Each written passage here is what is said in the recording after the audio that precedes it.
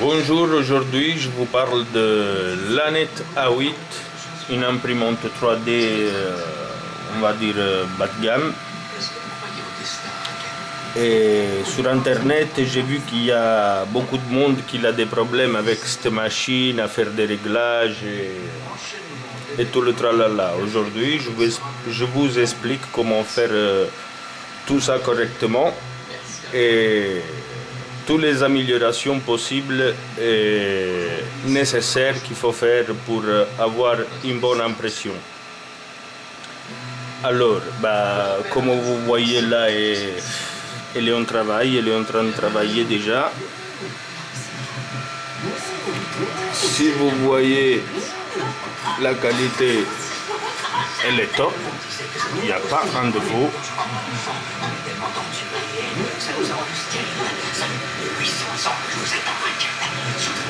Ok.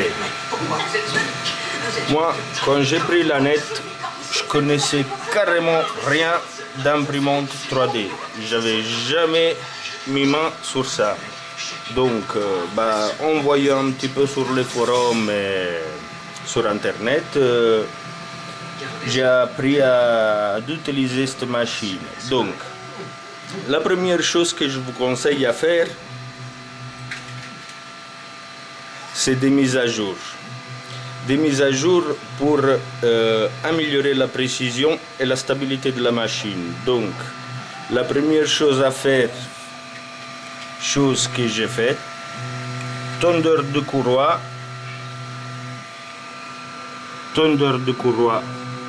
ici, support pour rigidifier tout l'ensemble. Après, comme vous voyez, j'ai fixé des chaînes pour bien cacher les câbles, comme ça fait plus propre. Un bouton extrudeur, système pour changer le fil rapidement.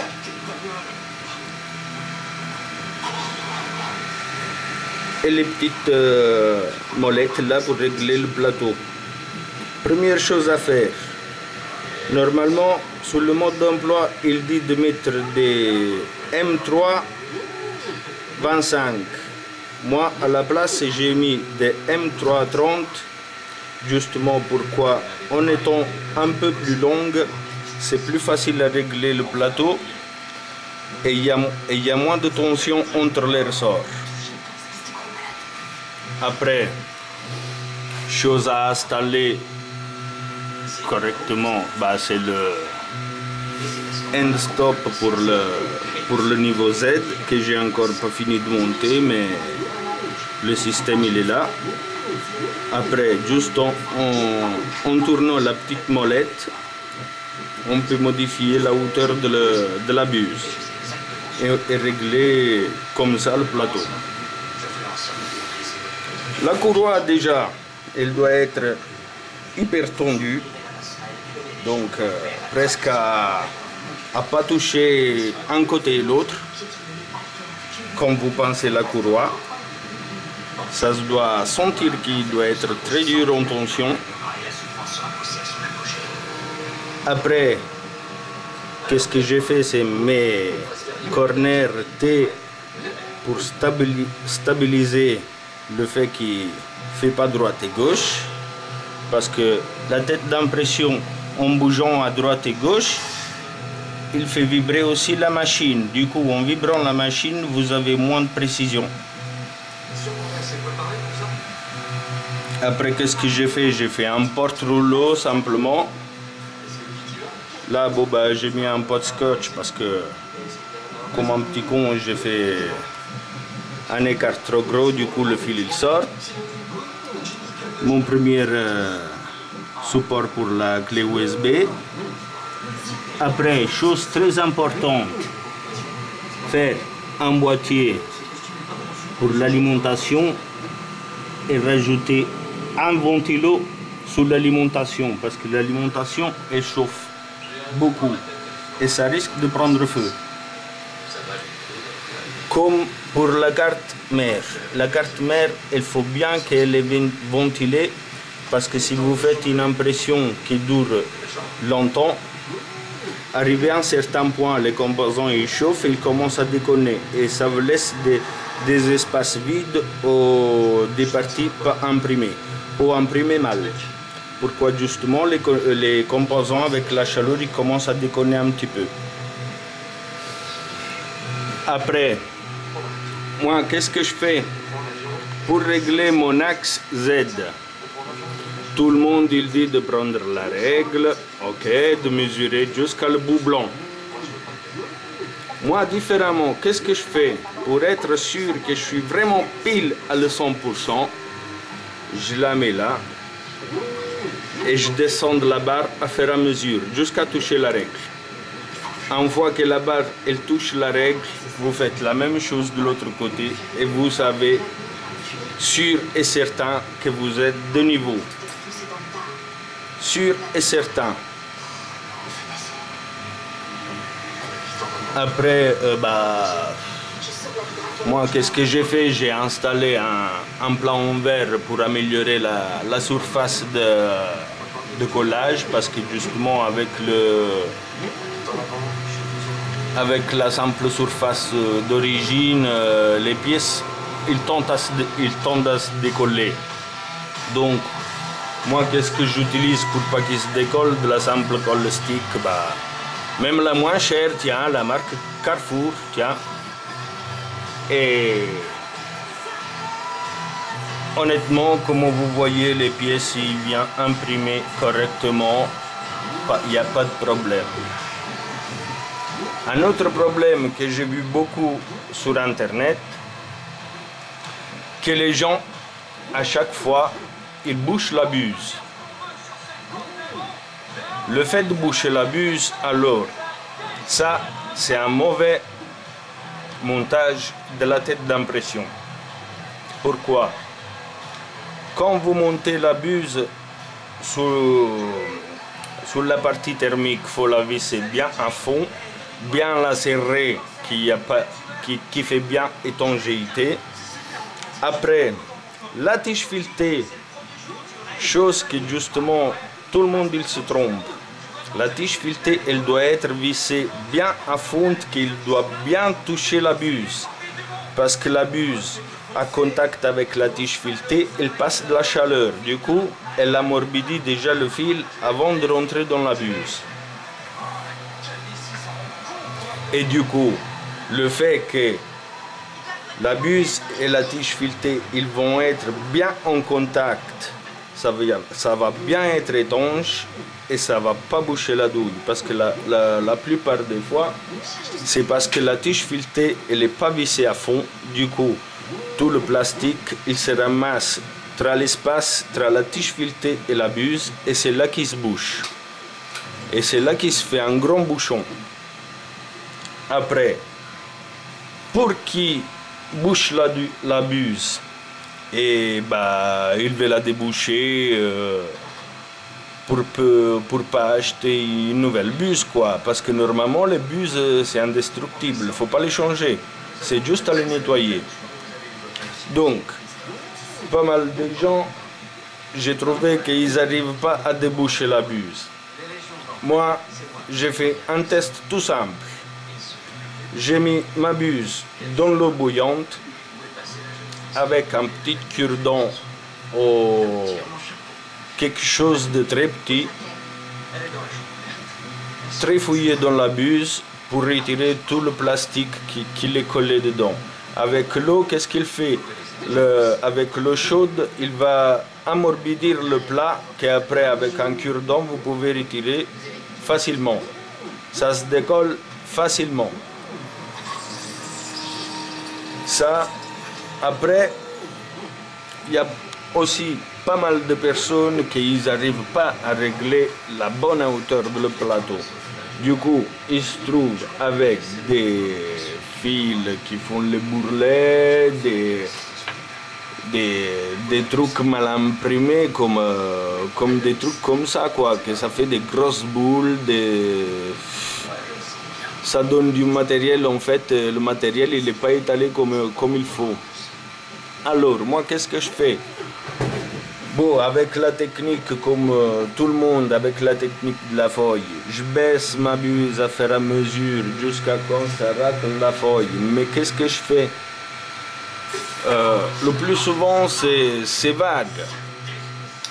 Faut bien, en fait, faut bien mettre la feuille entre la buse et quand vous sentez la vibration de le ventilo sous la feuille, faut soulever faut serrer un tout petit peu, juste à pas sentir la vibration de la buse, et là vous êtes réglé pile poil. Là, comme vous êtes réglé pile poil, vous verrez, votre fil, il doit être plat, comme ça. Il ne doit pas être trop écrasé, pas trop long, parce que si vous essayez de le faire tourner dans les doigts, il ne tourne pas parce qu'il est plat. Que par contre, si vous prenez un fil mal réglé, le fil il va être rond. Donc du coup, vous le faites tourner dans les mains et ça tourne. Pourquoi il est rond? Il n'est pas bien écrasé. Donc le niveau d'écrasement de la buse, il n'est pas bon. Il faut descendre encore. Si ça tourne comme ça. Ok. Après, qu'est-ce qu'il y a à dire encore plus sur cette machine? Moi, la première chose que j'ai faite, j'ai fait plus de pièces en plastique, j'ai amélioré la stabilité, la précision et tout ce qui va avec. Maintenant, pour améliorer la fiabilité de la carte, justement, faudra installer deux MOSFET. Les deux MOSFET, normalement, on les installe sous la carte mère, qui sert pour soulager la carte mère, justement. Pourquoi le plateau chauffant, c'est la partie qui pompe plus d'énergie, entre 10 et 12 ampères. Donc, en soulageant la carte mère et en donnant l'ordre à le MOSFET, la carte mère, elle va être plus précise, elle va pas chauffer, du coup elle peut travailler tranquille. Et niveau de précision, vous serez nickel. Il n'y aura pas de faute pour le surchauffage. Et surtout que vous évitez de cramer la machine. Après, pour le moment, je crois que ça c'est tout. Je ferai un autre clip plus détaillé parce que maintenant, justement, elle est en train de travailler la machine. Du coup, je vais pas montrer tout ce qu'il faut faire bien comme il faut. Après, des gens, qu'est-ce qu'ils font? Ils règlent le plateau à froid. Et ils impriment et ils font imprimer. Non, justement, ça c'est l'erreur. Pourquoi le plateau, avec la chaleur, il se dilate. Du coup, si vous réglez le plateau à froid et après vous partez pour l'impression, le plateau, il va être déréglé. Pourquoi? Avec la chaleur, le plateau, il se dilate. Du coup, votre réglage, il n'est pas bon. Pourquoi? Ça peut que d'un côté ça baisse, d'un côté ça lève. Et du coup, ça fait que vous avez un niveau pourri. Moi, qu'est-ce que je fais? Avant de régler le plateau, je mets la machine en préchauffage. Donc, préalt PLA. Préalt PLA.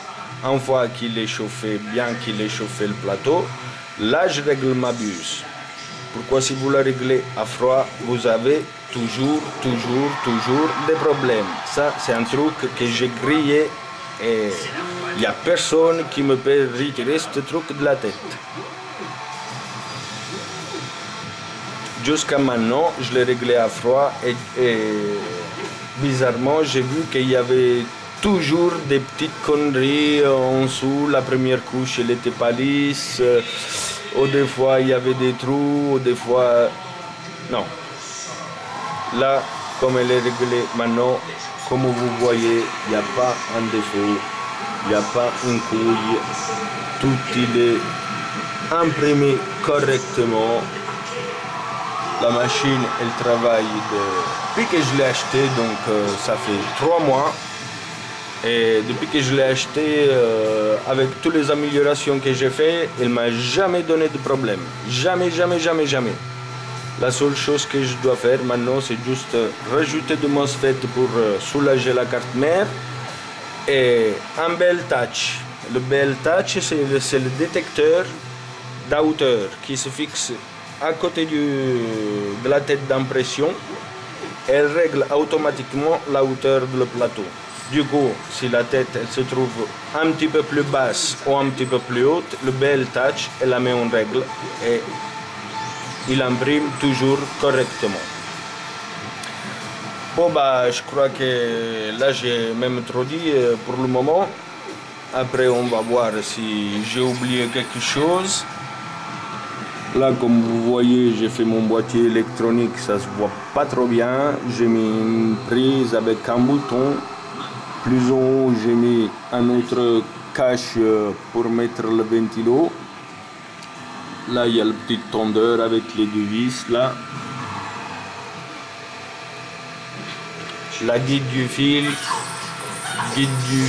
là-haut, bah, tout est correct. Bon, bah, après, si vous avez des questions, vous avez juste envoyé un message. Hein.